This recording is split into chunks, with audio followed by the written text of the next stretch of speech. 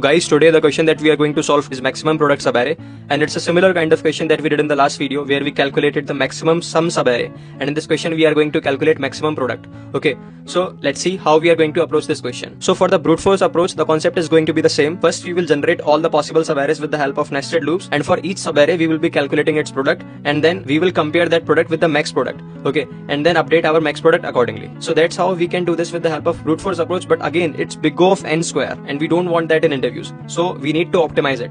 And in order to optimize it, we need to do some observations. So the first observation is, what if we have an array that contains all the positive numbers? So in that case, what we will do, we will take all the numbers and multiply them, and whatever the result that we will be getting, that is going to be the maximum product subarray, right? Second observation is, what if we have an array that contains both positive elements as well as negative elements, but the number of negative elements are even? So again, in this scenario also, we can end up taking all the numbers, because even number of negatives will eventually make a positive.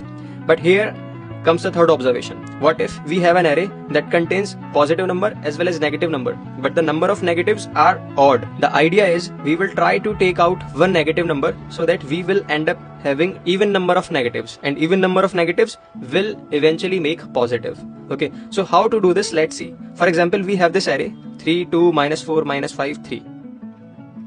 So we have this array. Now let's see what we are going to do. We need to find out which negative number should we skip. Should we skip this one, or should we skip this one, or should we skip this one? So let's see. If we skip this number, then we will end up having this subarray and these subarrays, right? What if we skip this number? Then we will end up having this and this, right? And what if we skip this -5? Then we will end up having 3, -2, -4 and 3.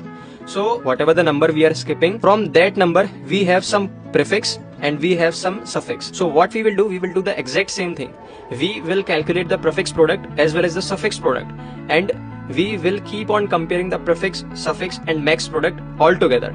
And whenever we will be getting a maximum number, we will add that number to the maximum product. And we have done the same thing in the code. First we figured out the length of the array, then we took the minimum value in the max, and we initialized prefix and suffix with 1. So we will do all the computation in just one single pass. And here we are handling the edge cases. If at any point my prefix gets 0, or if at any point my suffix gets 0, then we will not carry forward that prefix product and suffix product. We will again reset it to 1. Right? This is a very basic calculation. And after that, after calculating prefix and suffix, I am comparing all threes: maximum, prefix and suffix, and whatever the maximum value I will get, I will store that in maximum variable, and at the end I will just return simply max. So I hope you got the logic now. So that's it for today. I will see you soon in the next video with another DSA concept.